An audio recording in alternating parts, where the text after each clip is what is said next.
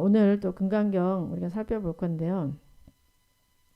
우리 지금 하고 있는 부분이 금강경의 14분, 32분으로 구성되어 있는데 14분 이상 정멸분이에요. 그래서 이 부분이 굉장히 또 중요해요.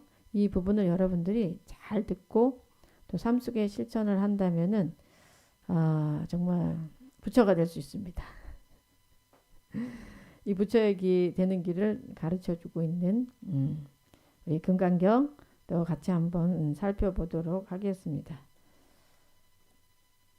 자, 금강경 14분 502쪽이에요. 502쪽 오늘 할 부분까지 읽고 또 같이 여러분들하고 깊게 살펴보겠습니다.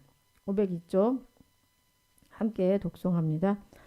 그때 수보리가 이경 설하심을 듣고 뜻을 깊이 이해하여 감격의 눈물을 흘리며 부처님께 말씀드렸습니다.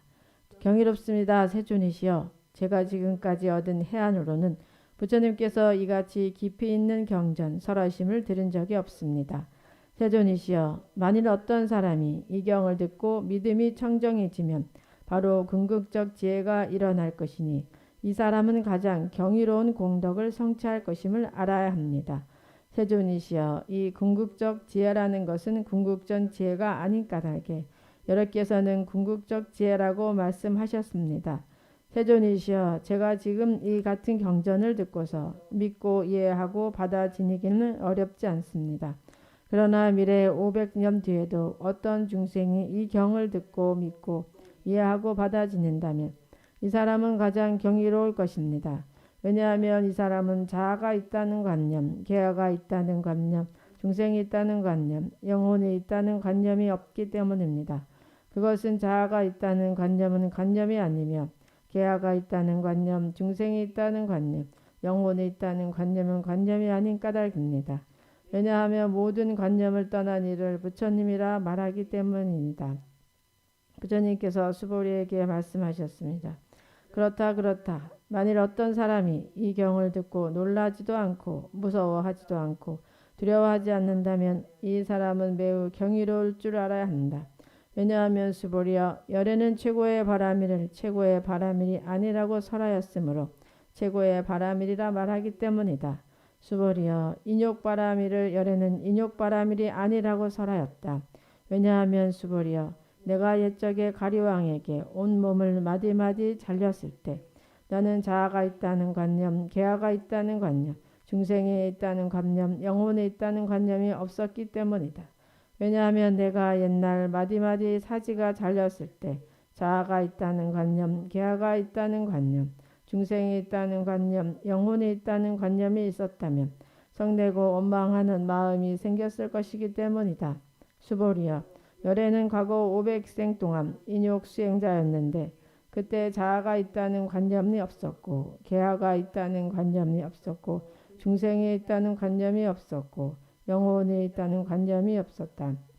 그러므로 수보리여, 보살은 모든 관념을 떠나 가장 높고 바른 깨달음의 마음을 내어야 한다. 형색에 집착 없이 마음을 내어야 하며 소리, 냄새, 맛, 감촉, 마음의 대상에도 집착 없이 마음을 내어야 한다. 마땅히 집착 없이 마음을 내어야 한다. 마음에 집착이 있다면 그것은 올바른 삶이 아니다. 그러므로 보살은 형색에 집착 없는 마음으로 보시해야 한다고 열애는 설하였다. 네, 여기까지 살펴보도록 하겠습니다. 자, 앞에서 제일 바라밀, 최고의 바라밀 에 대해서 살펴봤었어요. 그래서 최고의 바라밀은 무슨 바라밀이라 그랬죠? 하모들은 제일 바라밀이라고 말했는데 맞아요. 모시 바라밀. 모시 바라밀에 대해서 앞에서 이제 말씀을 하셨고요. 근데 최고의 바라밀 열애는 최고의 바라밀을 최고의 바라밀이 아니라고 설하였으므로 최고의 바라밀이라 말하기 때문이다. 여기까지 우리가 살펴봤었어요. 그 바라밀 중에는 우리가 많이 알고 있는 바라밀은 육바라밀이죠. 육바라밀. 네. 육바라밀 처음에 뭐예요? 보시, 그 다음에 지계, 인욕, 그 다음에 선정, 지혜, 정진. 예, 이렇게 6바라밀이 6바라밀이에요. 그래서 이 6바라밀을 통해서 우리가 중생을 구제하고 또 우리가 성부를 깨달음의 길로 간다. 이렇게 해서 6바라밀 실천을 많이 했는데 이 금강경 이전에 가르침에서는요. 이렇게 상을 내도 좋으니까 철저하게 우선 6바라밀을 실천하라라는 그런 입장이었다면은 이 금강경에서부터는 모든 수행 어떤 수행이든 모든 수행이 상이 없는 수행일 때 진정한 수행이다. 예. 상이 없는 수행을 할 때 그것이 진정한 수행이다라고 이제 말하고 있어요. 그래서 6바라밀을 실천함에 처음에 우리가 보시바라밀, 제1바라밀을 실천함에 그 보시바라밀을 내가 한다라는 그런 또 상이 있다면은 그거는 진정한 보시바라밀이 아니다. 그렇게 말을 했고 이어서 이제 모든 바라밀도 다 이제 똑같은 거예요. 이제 그 중에 이제 오늘은 인욕바라밀에 대해서 이야기를 하고 있어요. 인욕바라밀, 진정한 인욕바라밀은 어떤 인욕바라밀인가? 어떻게 인욕하는 것이 진정한 인욕인가?라고 오늘 이제 살펴보게 됩니다. 자, 우리가 이 바라밀 수행을 함에 있어서 그 특히 인욕바라밀이 또 최고의 또 인욕바라밀이다 수행에 있어서 그렇게 말을 해요. 인욕이라는 게 참 어렵죠. 어려워. 인욕 참아야 되는 건데 그런데 이 인욕을 또 잘 실천하면은 그 인욕을 통해서 내가 많이 성장하고 나의 의식이 많이 깨어지고 나의 그 업식이 많이 녹을 수가 있어요. 그런데 우리가 인욕하기를 싫어해요. 누군가 나를 모함하는 이야기라던가 나를 해치는 그런 말을 했을 때 우리는 참아지기가 어렵죠. 잘 안 참아지죠. 그냥 쑥 올라오면서 그냥 막 너는 뭐 이러면서 내가 감히 나한테 뭐 이렇게 하면서 이렇게 상대를 하게 되는데 그 인욕을 하면 정말 여러분들이 삶이 확 바뀌어요. 이 삶을 보면은 또 우리가 여러분들이 사는 그 삶 속에서 만약에 인욕을 했다면은 참 좋았을 텐데 참 수행이 많이 업그레이드 됐을 텐데 라는 그런 아쉬움을 느낄 때가 많아요.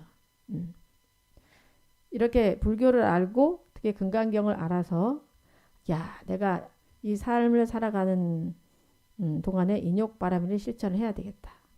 이런 마음을 가졌다면은 젊어서부터 그런 마음을 가졌다면은 아주 고통 없이 늘 행복한 삶을 살 수 있었을 거예요. 이 왜 사바세계를 인토라 하잖아요. 인토. 참아야만 살 수 있는 세상. 인토. 참지 않으면 안 되는 거예요. 그러니까 이 사바세계에 와서는 참아야지만 모든 게 성숙돼요. 참아야지만. 왜 어른들이 참 그런 말씀 하시잖아요. 내 팔자가 참 기구하다. 그 젊을 때는 참 이렇게 고생하고 특히 우리 어르신들 시대는 그 시어머니들이 좀 무서웠잖아요. 그래서 시어머니한테 참 구박받고 막 힘들게 살다가 요즘 또 그 새로운 며느리를 얻었는데 요즘의 어르신들은 또 뭐야? 며느리 또 시집살이 며느리 눈치 보고 막 계시던 이런 상황이잖아요. 그래서 내 팔자가 참 기구하다 이렇게 볼 수도 있고 그렇게 말하기도 하는데 근데 여기에서 관점은 이걸 기구하다 내 팔자는 정말 안 좋다 기구하다 이렇게 할 게 아니라 그런 팔자를 내가 인욕을 한다면 어떤 수행의 도구로 방편으로 생각한다면은 굉장한 큰 발전이 있을 수 있다는 거죠. 자, 그래서 우리가 이제 팔자 생각을 하면은 우리 부처님이나 예수님의 팔자를 한번 생각해 볼 수 있어요. 예수님의 팔자, 부처님의 팔자가 좋았습니까? 그래 좋지 않았어요. 부처님은 석가모니 부처님은 태어나자마자 7일 후에 어머니가 돌아가셨어요. 그게 얼마나 좋지 않은 팔자예요. 어머니 품에서 커야지 되는데 어머니 품에서 크지 못했죠. 보통 이제 어머니 품에서 크지 못하고 어떤 정서적인 안정을 갖지 못하는 경우는 이렇게 사회에 나와서 좀 자신감도 없고 사람들을 많이 사랑하는 그런 능력도 많이 떨어지는 경향이 일반적으로는 좀 있죠. 하지만 이제 부처님은 그런 안 좋은 팔자였지만 그것을 수행의 계기로 삼고 그죠? 극복을 하셔가지고 온 인류의 어버이가 되셨잖아요. 예수님도 얼마나 팔자가 기구하십니까? 십자가에 못 박혀 돌아가셨어요. 아이고. 네. 하지만 이런 것이 우리한테 주어지는 어떤 상황과 고통이 중요한 게 아니라 그것을 어떻게 극복해 나가느냐 그것이 굉장히 중요하다는 거예요. 고통이 있으면 고통 때문에 더 큰 성장을 할 수가 있어요. 근데 우리는 고통을 싫어하기만 하죠. 세상에 태어났는데 어떤 고통도 없다. 그 사람들이 과연 행복할까? 행복할까? 어떤 고통도 없다. 태어났는데 태어나자마자 금수저, 돈도 많고 집도 좋고 모든 것이 풍족해. 과연 그 사람이 행복한가? 또 풍족하면 풍족한 게 감사하다는 걸 또 몰라요. 네. 그래서 좀 방탕하고 또 뭐 함부로 하는 그런 경향이 또 있기도 좀 하죠.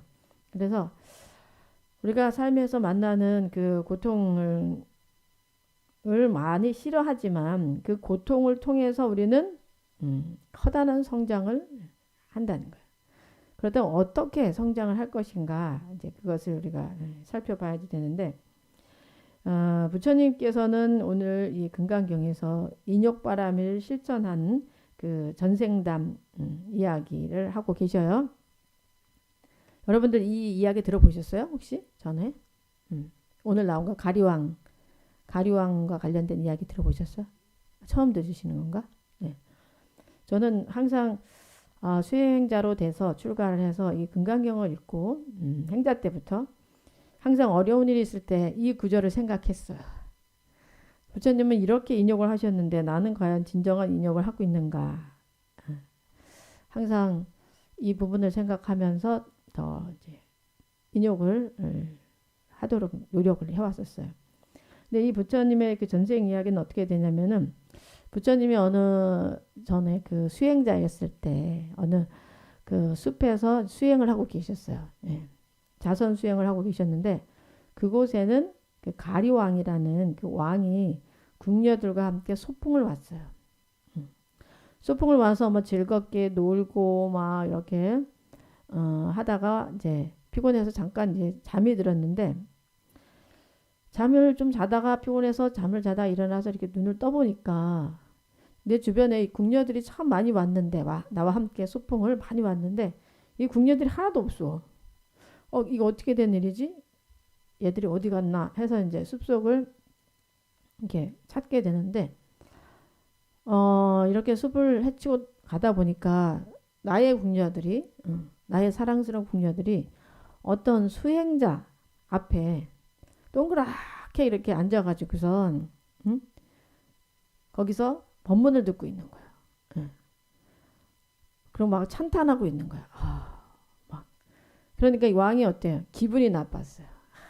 너 저게 누구야? 하면서 기분 나빠가지고 이제 그분한테 화가 나가지고서 이제 물어봐요. 너는 무슨 수행을 하고 있느냐? 그러니까 존경의 눈을 막 쳐다보고 있으니까 수행자니까 너는 무슨 수행을 하고 있느냐 이렇게 물었어요. 그랬더니 이제 이 수행자가 저는 인욕 수행을 하고 있습니다. 저는 인욕행자입니다. 라고 이제 대답을 했어요. 그러자 이 왕이 이제 화가 많이 난 상태잖아요. 내가 만약 인욕행자라면 너의 팔다리를 잘라도 참을 수 있겠느냐 하고 협박을 해요. 참는 수행을 하는 수행자니까 내가 이 칼로 너의 팔다리를 잘라도 너는 참을 수 있겠느냐. 그렇게 하는 거예요. 그래가지고 정말 칼을 뽑아서 이 인욕선인 신체를 잘랐어요. 너무 놀랍죠. 그리고 아프지 않냐? 원망하는 마음 나지 않냐? 나를 원망해야 되니까 팔 잘랐으니까. 아프지 않냐? 나 원망스럽지 않냐? 라고 물어봐요. 그때 이제 인욕선인이 이렇게 말해요. 나도 없고 너도 없는데 무엇이 아프고 누구를 원망하겠습니까? 너무 대단하죠. 나도 없고 너도 없는데 무엇이 아프고 누구를 원망하냐고. 내가 있어야 내가 아픈 거고 너가 있어야 원망의 마음이 나잖아요. 그렇게 말해요. 그 동요를 하지 않아요. 그러니까 이 가리왕이 더 화가 나서 그 수행자의 팔다리를 여기 나오는 것처럼 마구마구 이렇게 잘라요. 그런데 그런 상황이 와도 원망과 분노의 마음을 내지 않았어요. 결국은 이제 이렇게 인욕선인의 그 신체가 이제 막 이렇게 잘라졌을 때 하늘에서 우레가 치고 또 왕은 기절을 하고 또 잘렸던 팔과 다리가 회복돼서 정상이 되었다. 정상으로 돌아왔다. 라는 그런 설화가 있습니다.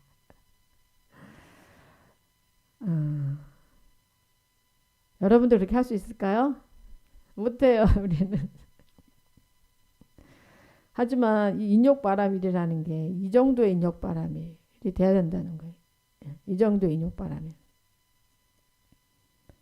제가 그 출가해서 살다가 어떤 억울함을 당하게 됐는데 그때 그 억울함에 대해서 제가 시간이 지나서 우리 그 주지스님께 말씀을 드렸었어요. 스님 제가 어떻게 사는지 압니까? 그동안 이 금강경에 이런 구절이 있기 때문에 저도 인용을 했죠. 참고 아무한테도 말도 안 하고 그냥 참았는데 시간이 지나서 그거를 말할 수 있는 계기가 됐을 때 우리 그 주지스님께서 이런 말 하셨어요. 제가 말을 드렸더니 야 너는 나에게 그런 말을 하지 말았어야 한다 하면서 사람이 내가 잘못한 것을 누군가 잘못했다고 할 때 그걸 참는 것은 인욕이 아니다. 내가 잘못하지 않았음에도 불구하고 잘못했다고 이런 오해를 받아서 억울할 때 그때 그것을 참는 것이 진정한 인욕이다. 탁 이 말씀을 해주셨는데 그때 머리 한 대 띵 맞는 그런 순간이었어요. 저에게는. 그래서 이렇게 인욕한다는 거 팔다리가 잘려도 내가 없어야 사실 아픔을 느끼지 않고 남이 없어야 원망하는 마음이 생기지 않는다. 이렇게 이런 상이 없어야 된다는 거죠.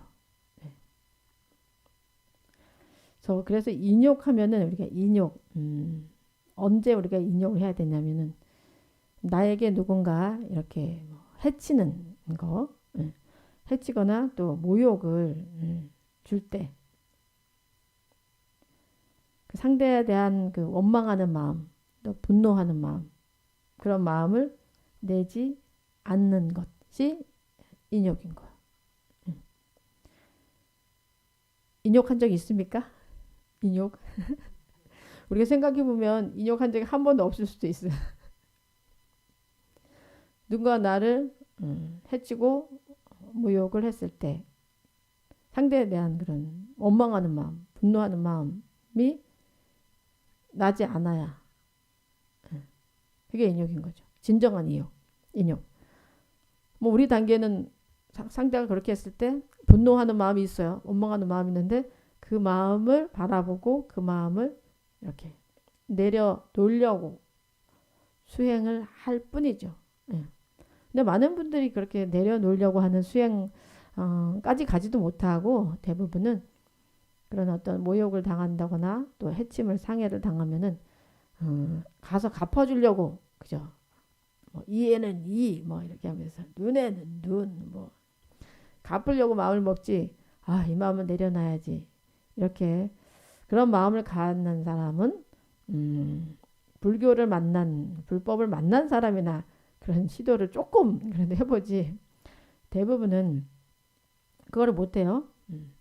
그래서 원망의 마음을 가지고 그 사람을 어떻게 막 해치려고 모함을 같이 이렇게 하고 그러는 거죠. 그래서 이제 우리가 윤회를 하는 거죠. 그런 어떤 마음의 흔적들이 계속 있기 때문에 마음의 흔적이 있는 한은 윤회를 할 수밖에 없어요. 그게 아주 좋아하는 마음이든 원망하는 마음이든 분노의 마음이든 그 마음이 있는 한은 계속 그 마음을 타고 우리는 계속 윤회를 해요. 그 사람들은 뭐 다음 생에는 이 세상에 오고 싶지 않다. 그렇게 말하잖아요. 고통의 바다이기 때문에 오고 싶지 않다. 그렇게 말하는데 그게 쉽나요?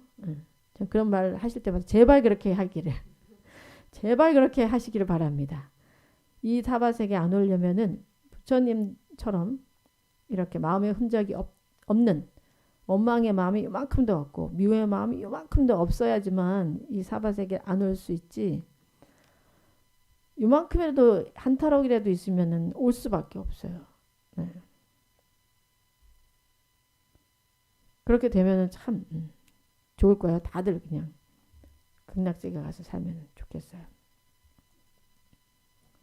그래서 근데 이런 우리가 마음을 분노의 마음, 원망의 마음을 가지고 있으면은 그게 결국은 나만 손해예요.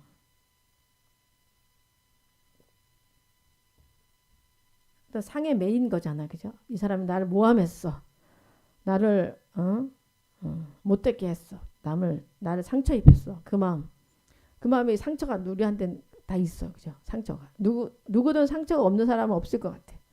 어려서부터 이렇게 커 오면서 그 억울했던 것들도 있고, 내가 막 상대에 의해서 괴롭힘을 당한 적도 있고 막 하니까 그 마음들이 다 있을 텐데 그 마음을 가지고 있으면은 우리의 일상생활을 즐겁게 하기 좀 어려워요. 너무 무거워. 그죠? 항상 마음이 거기에 걸려 있기 때문에. 그래서 그 마음을 내려놔야 돼요. 가지고 있는 한은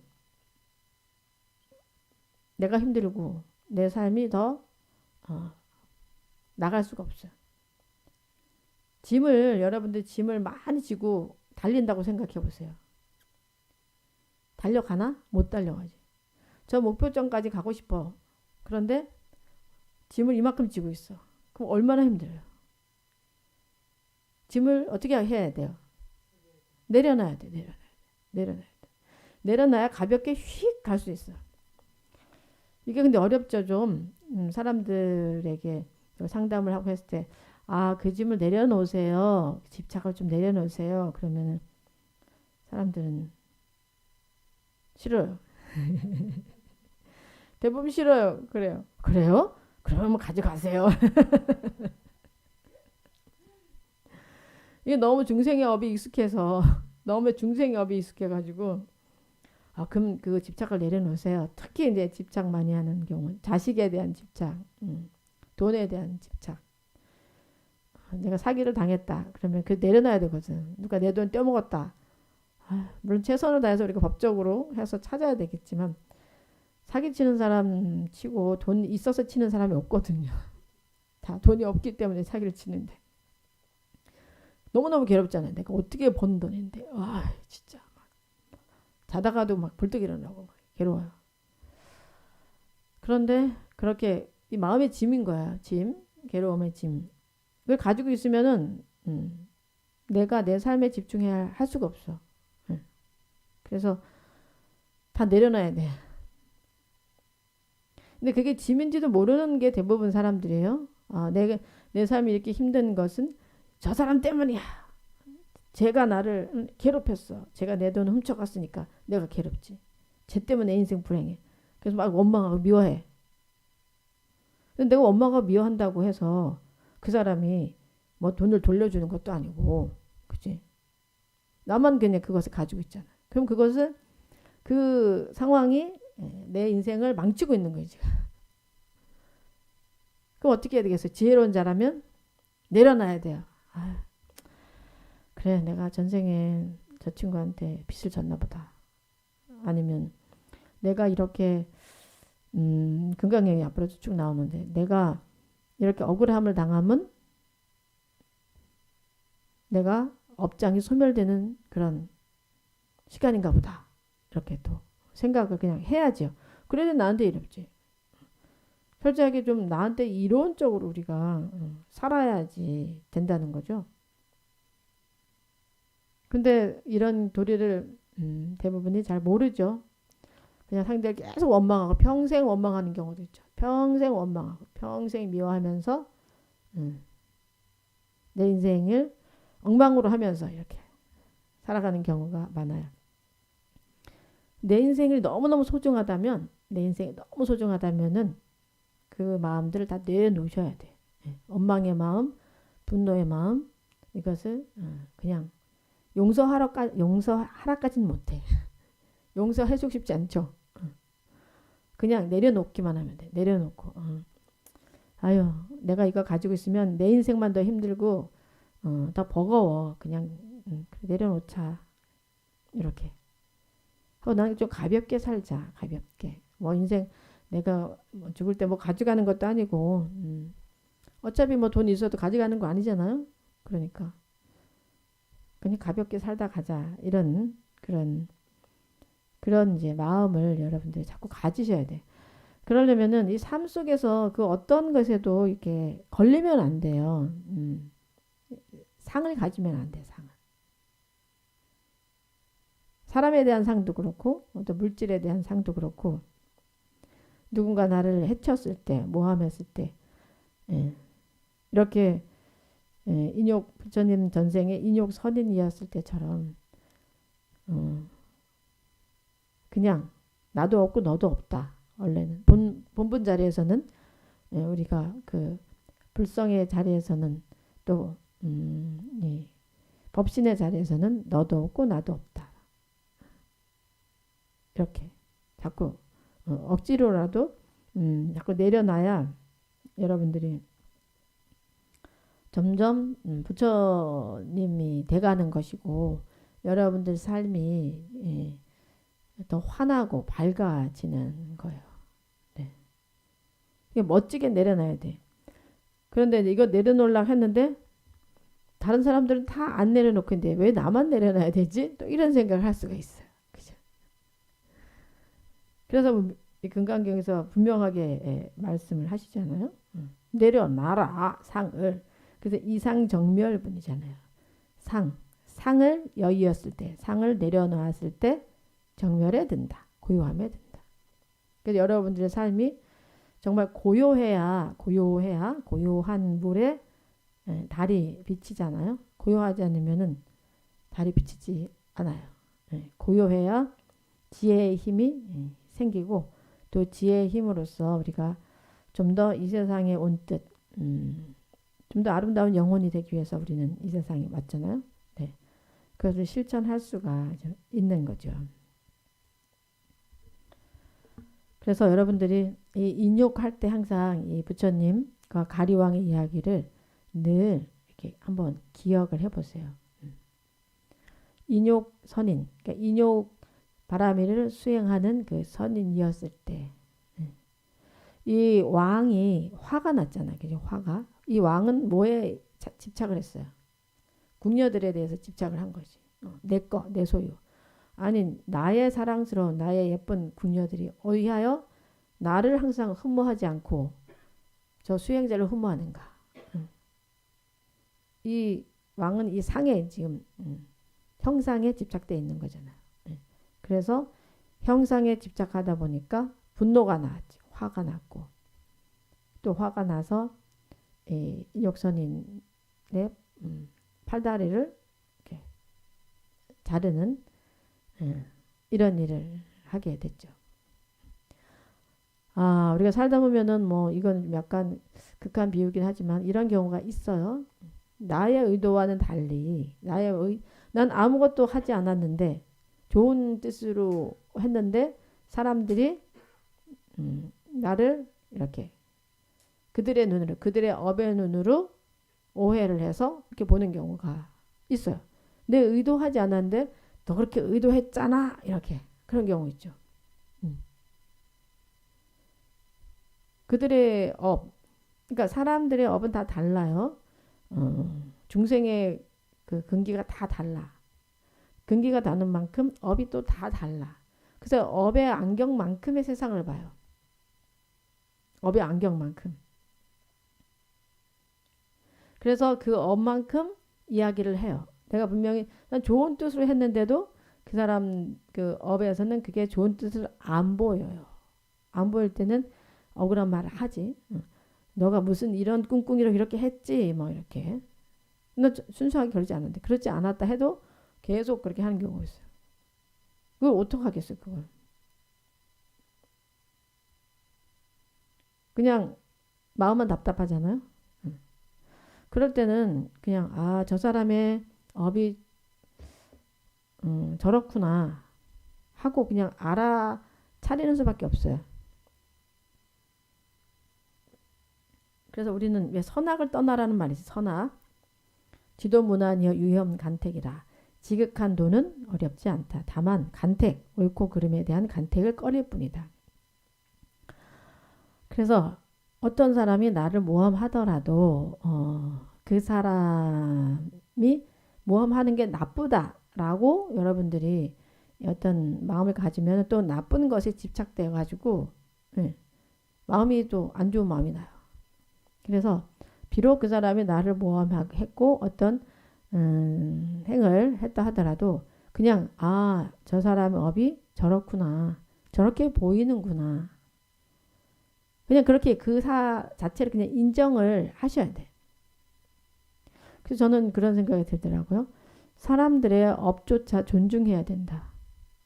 좋은 업만 존중하고 나쁜 업은 존중 안 하는 게 아니라 나쁜 업조차도 그냥 존중을 해주는 거죠. 당신이 이렇게 부정적으로 생각하는 그런 업을 가지고 있군요. 하고 그 자체를 그냥 이렇게 존중해 주는 거야. 인정해 주는 거야. 그러면 내가 좀 더 객관화가 돼요. 그러니까 옳고 그름을 떠나는 거죠. 그냥 인연 따라. 근데 그런 어떤 그 안 좋은 업을 가지고 있는 분들도 잘 보면은 이 성장 과정에서 주변 환경이 그렇게밖에 될 수밖에 없는 그런 환경이 있어요. 이렇게 흘러온 게. 그렇게 하면은 우리가 그 누구를 원망할 수도 없는, 자, 연기법적으로 봤을 때 원망할 수 없는 그런 마음 자세가 되거든요. 근데 우리는 너무 무엇이 옳다, 무엇이 그르다라고 너무 이렇게 규정을 짓고 그 규정 진 거에 대해서 우리가 좀 집착돼 있죠. 상이 집착이 돼서 이 사람은 나쁜 거야. 이 사람은 좋아. 뭐 이렇게 뭐 좋은 거에 대해서는 뭐 큰 문제가 없지만 물론 좋은 것도 너무 좋은 거에 집착을 하다 보면 또 문제가 생기는 게 그 어떤 사람은 집착을 하자 좋다고 집착을 하면 그 사람이 내가 원하는 대로 하기를 또 바래요. 안 하면 또 실망해. 그래서 실망했다 아니면 배신당했다 이래가지고 또 괴로워하면서 떠나는 경우도 종종 있거든요. 그래서 좋고 나쁨에 대해서 우리가 이렇게 머물면 안 돼. 머물면 그냥 그 상황을 그 상황으로 인정을 하고 받아들이고 그렇게 해야 마음의 흔적이 없고 우리도 괴롭지가 않아요. 근데 이런 어떤 수행을 하는 경우가 그렇게 많지는 않죠. 주변에서 이렇게 수행하는 분 본 적 있어요? 거의 없을 거예요. 절에 다니는 분들이나 아니면 뭐 스님들이나 그렇게 하려고 그냥 있는 모습 그대로 아무리 나를 모함하고 해도 아이고 그래요 하고 그렇군요 하고 넘어가는 거죠. 저는 항상 제가 어떤 억울함을 당할 때 또 이 떠오르는 이야기가 하나 있는데 아마 기억에는 일본의 어느 선사 이야기예요. 어떤 큰 스님이 계셨대요. 산속에서 수행하는. 그래서 사람들이 다 그 스님 너무 훌륭하다고 가서 막 공양을 올리고 막 이렇게 했대요. 막 추앙을 그 동네에서 완전히 막 추앙을 한 그런 스님이었는데 그런 스님이 이제 계셨는데 그 마을에 어떤 갑순이가 있는데 갑순이가 갑돌이랑 사귀었어요. 사귀어서 이 갑순이가 임신을 하게 됐어요. 근데 그 옛날 시절에 처녀가 임신을 한다는 거는 너무도 막 대단한 어, 창피한 이제 일인 거잖아요. 그래서 이 갑순이가 이제 임신한 거를 부모님이 알게 됐지. 알게 돼가지고 야 갑순아 너 누구의 얘가 누구의 애냐 그렇게 물었어요. 근데 갑돌이라 했다가는 어떻게 부모님 워낙 엄격하시니까 우리 갑돌이는 죽는 거야 거의 이제. 맞아 이제 맞아 죽을 것 같아. 그래서 이 갑순이가 생각하다 어떻게 하면 이걸 어떻게 모면할 수 있을까 생각하다가 그 스님 산속에 수행하는 스님 애라고 했어요. 왜냐면 모든 사람들이 추앙하고 존경하니까 그 스님 애라 하면은 잘 넘어갈 수 있지 않을까.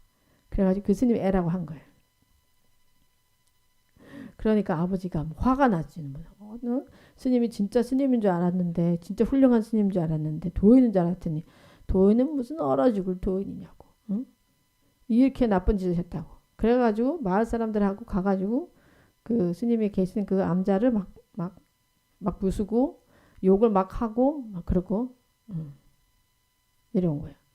그때 이제 그 스님이 그 스님한테 가서 당신이 우리 갑순이 이렇게 했지 않냐고. 우리 갑순이니까 그렇게 말했다고. 그러니까 그 스님이 뭐라고 말한지 아세요? 뭐라고 말했을까? 그래서 동네 사람들하고 막 갔어. 가가지고 막 집을 막 부수면 이런 땡중 막 이러면서 어떻게 우리 갑순이한테 그렇게 할 수 있냐고. 무슨 말이냐고. 우리 갑순이가 말하기를 이 애 뱃속에 있는 애 애비가 당신이라 했다고. 근데 그 스님 뭐라고 말했을 것 같아요? 여러분들 생각해 보세요.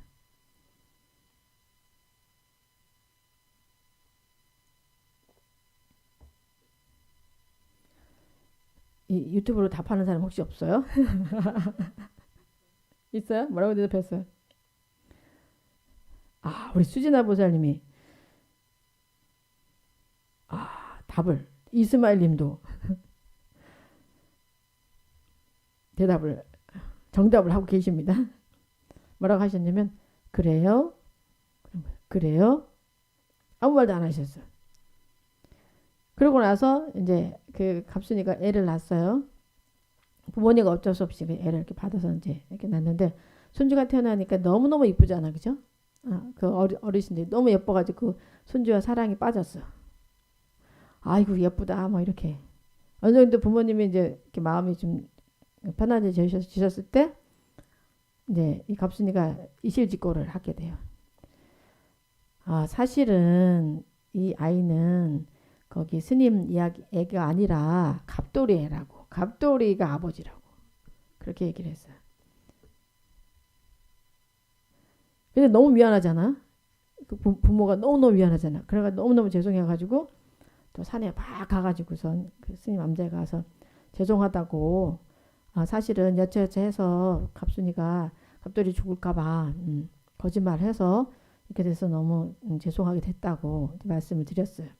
그럴 때 그 스님 뭐라 했어요? 맞아.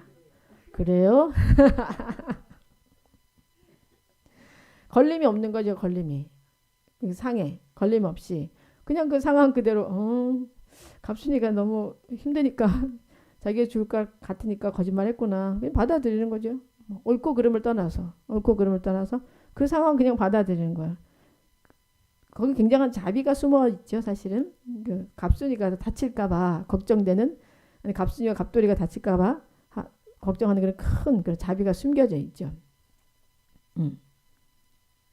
사실 큰 자비가 있어야 이렇게 상을 떠날 수가 있어요. 상을 떠날 수 있어요. 그래서 우리를 모함하고 해치는 사람이 있다 하더라도 그 사람을 미워하는 게 아니라 연민의 마음으로 보는 거죠. 연민의 마음으로. 아이고, 그렇게 하면 너도 안 좋고 나도 안 좋은데 어찌하여 그렇게 하냐. 참 네 업도 참 아휴, 어떻게 하면 좋냐. 라는 이런 마음을 갖게 되죠. 지난 시간에 말씀드렸을 때 그 유리 왕이 샤카족을 멸망시키러 갈 때 부처님께서 두 번을 이렇게 막으셨잖아요. 그리고 세 번째는 그 업이 성숙함을 보시고 막지 않으셨잖아요. 하지만 그런 상황을 그 보는 마음, 그 마음은 정말 몸이 갈기갈기 찢기는 그런 고통이라고 그렇게 말씀을 하셨어요.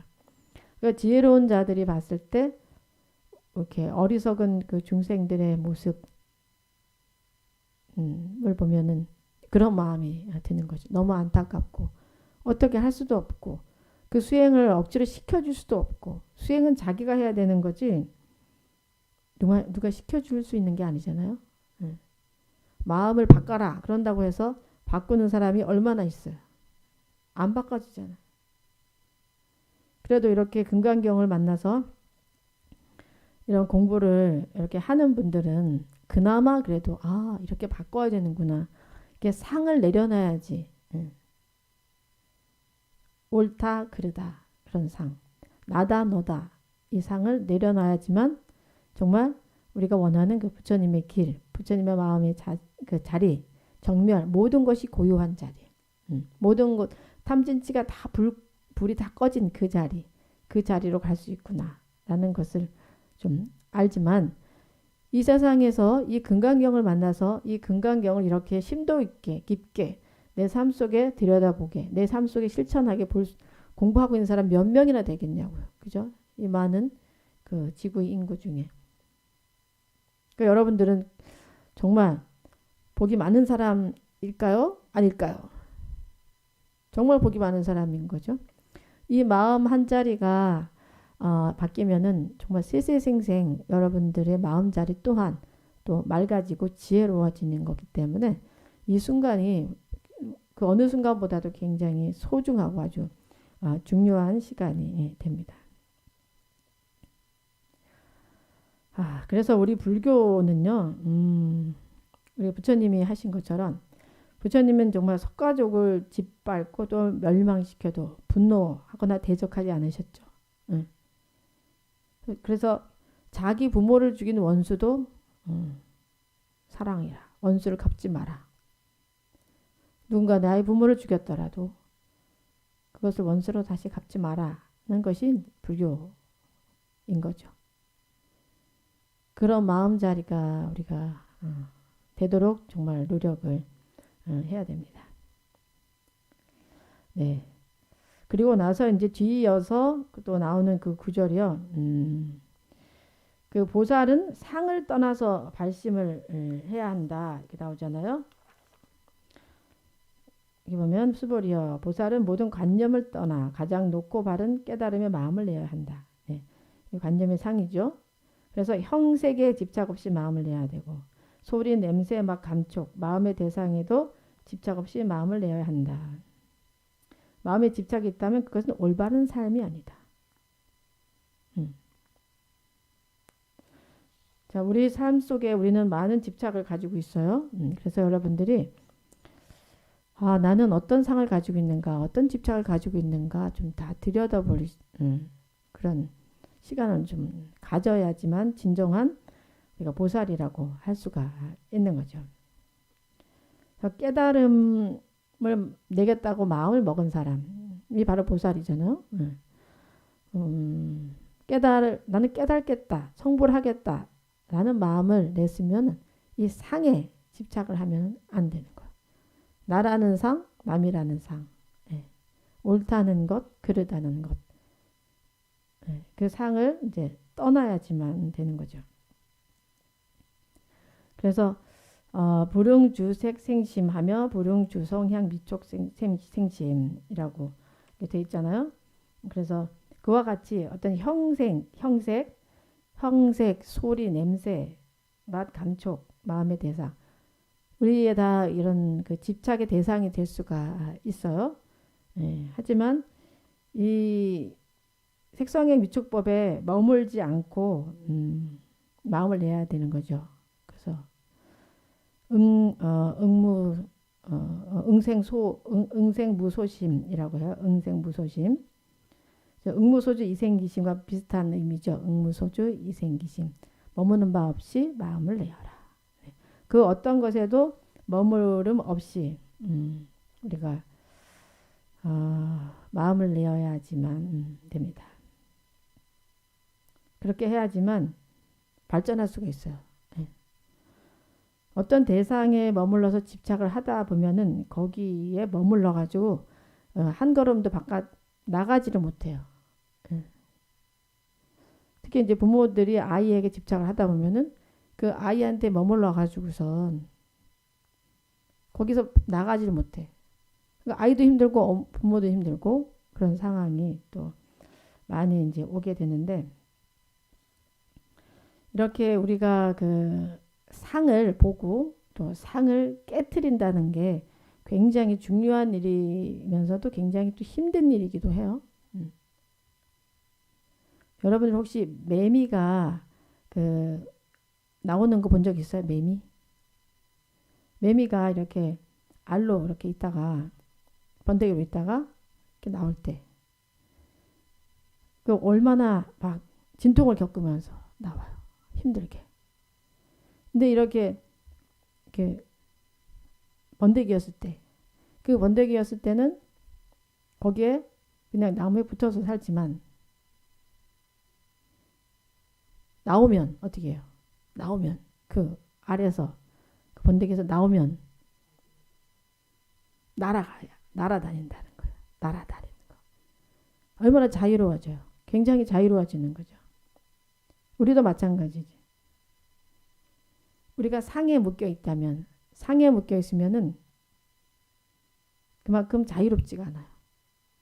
어디 가든 그 상 때문에 제가 나 못되게 했어. 제가 나 모욕했어. 이 사람이 나를 해쳤어. 그 상에 매여 있으면 계속 괴로운 거죠. 무거워 삶이. 하지만 그것을 다 완전히 상을 딱 내려놨을 때 매미가 나와서 하늘을 막 날면서 이 나무 저 나무로 막 다니듯이 우리도 그런 삶을 살 수가 있다는 거죠. 많은 분들이 사실은 이 상에 매여서 살고 있어요. 뭐 우리 또한. 네. 하지만 이렇게 안다는 것은 굉장히 중요한 거예요. 내가 상에 매여 살고 있구나라고 여러분들이 안다면은 벗어날 수도 있고 벗어나야 되겠구나 라는 마음을 또 가질 수가 있는 거예요. 근데 일반적으로는 잘 모르니까 내가 상에 매여서 내 삶이 참 괴롭다. 우리 아들은 이렇게 해야만 한다. 우리 부인은 이렇게만 해야 한다. 우리 남편은 이렇게만 해야 된다라는 그런 어떤 상을 가지고 있는 경우가 많죠. 그래서 서로가 이게 안 돼서 소통이 안 돼서 또 싸우기도 하고 그러다 보면은 또 뭐 헤어지는 경우도 이렇게 생기고 그렇게 하잖아요. 자, 우리가 다 아래에서 나와서 정말 자유로운 번데기에서 나와서 자유로운 그런 사람들이 되었으면 좋겠어요. 특히 금강경을 통해서. 그래서 이 금강경은 무명 번뇌를 무명 없이 한 칼에 탁 끊어주는 그런 지혜를 주는 그런 경인 거예요. 네. 여러분들이 오늘 이런 법문을 들었기 때문에 여러분 삶이 괴로울 때 그런 생각을 할 수 있게 될 거예요. 내가 왜 괴롭지? 보면은 내가 어디에 지금 집착되어 있는가? 어느 상에 빠져 있는가? 그 상을 느낄 수가 있어요. 하루아침에 뭐 싹 사라지면은 좋겠지만 우리는 아직 수행을 이렇게 많이 하지 않았으니까 오늘 금강경을 들었다고 해서 곧바로 상이 싹 없어지진 않겠지만 내가 괴로운 것은 이 상에 매여 있기 때문에 이것은 이렇게 해야 한다는 그 상에 매여 있기 때문에 내가 괴롭구나. 이 상을 내가 벗어버리고 매미처럼 정말 힘들겠지만 힘들어요. 나오는 게요. 그 진통의 과정을 우리 아이들 캠프하면서 가서 여기 본 적이 있거든요. 정말 오랜 시간 막 이렇게 조금씩 벌어지면서 이렇게 껍질을 뚫고 나오는데 그런 고통의 시간이 있어야지만 자유로워질 수가 있어요. 그래서 여러분들이 습관에 의해서 생겨진 그 상들, 이것은 이렇게 해야 되고 저것은 저렇게 해야 된다는 그 상을 깨트려야지만 돼요. 그 선사스님처럼 이래도 그래요. 저래도 그래요. 네. 그래서 항상 부동지를 가지고 부동지, 움직이지 않는 그 고요함. 그래 구례부동 명의불이라는 말이 있잖아요. 저기 우리 법상계 할 때 보면은 구례부동 명의불. 옛부터 부동, 움직이지 않는 그 마음이 바로 부처다. 그런 마음이 되려면은 상을 여어야 한다. 상이 있는 한은 마음이 흔들릴 수밖에 없다. 괴로울 수밖에 없다. 네. 그래서 오늘부터 여러분들이 마음을 좀 잘 들여다보세요. 마음의 흔적이 탁 생길 때, 마음이 샥 움직일 때, 내가 지금 무슨 상을 가지고 있지? 어떤 또 집착을 가지고 있지? 어떤 사상에 대해서 집착하고 있지? 어떤 사람에 대해서 집착하고 있지? 이렇게 여러분들이 알아차리셔야지만 됩니다. 모든 사람들이 이런 마음을 산다면 얼마나 좋을까요? 세상이, 그죠? 그래서 우리가 이 부처님 법을 널리 펴야 됩니다. 부처님 법을 널리 펴는 것이야말로 우리가 이 세상을 위해서 지금 보살행을 사실 하는 거고 세상에 빛이 되고 있는 그런 순간이 됩니다. 아시겠죠?